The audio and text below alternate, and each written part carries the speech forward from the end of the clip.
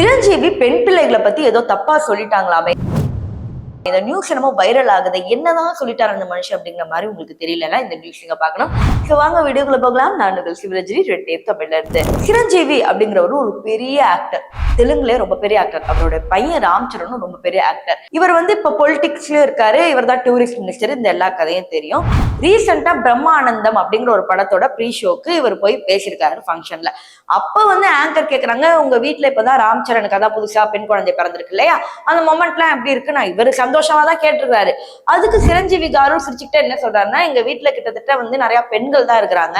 இவ்வளவு பெண்கள் இருக்கிற போது எனக்கு வார்டன் மாதிரி ஃபீல் ஆகுது. அது மட்டும் இல்லாம இத்தனை பெண் குழந்தைகள் இருக்காங்க, ஒரு ஆண் குழந்தை இருந்தா நல்லா இருக்குமோன்னு தோணுது. ஏன்னா பாத்தீங்கன்னா அந்த குடும்பத்தை நிறுத்த போறது ஆண் குழந்தை தானே, குடும்பத்துக்கே பாத்துக்கணும், ஒரு ஆண் குழந்தை தானே அப்படின்ற மாதிரி அந்த மாதிரி பேசியிருக்காரு. சோ அதை அவர் சிரிச்சுட்டே தான் ஒரு ஏக்கத்துல சொல்லிட்டாரு போல மனுஷன். அது கொஞ்சம் வேற மாதிரி சிரிச்சு சொல்லிட்டாரு. அது சோசியல் மீடியால எல்லாருக்கும் எப்படி போயிடுச்சுன்னா, இப்ப பெண் குழந்தைகள் குடும்பத்தை பாத்துக்க மாட்டாங்கன்னு நினைக்கிறீங்களா, பெண் குழந்தைங்க ஆண் குழந்தைகளை விட கம்மின்னு நினைக்கிறீங்களா அப்படிங்கிற மாதிரி எல்லாரும் கேள்வி வைக்க ஆரம்பிச்சிட்டாங்க.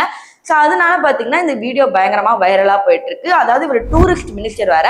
இப்ப எல்லாரும் போய் பாலிடிக்ஸ் வழியா தாக்குறாங்க. எல்லா அமைச்சர்கள் அவங்களாம் அங்க இருக்காங்க பாத்தீங்களா, எல்லாரும் ஒவ்வொருத்தர் எப்படி பெண் பிள்ளைகளை பார்த்து இது மாதிரியான ஒரு கருத்து சொல்லுவாங்க அப்படிங்கிற மாதிரி ஒரு விஷயம் போயிட்டு இருக்கு.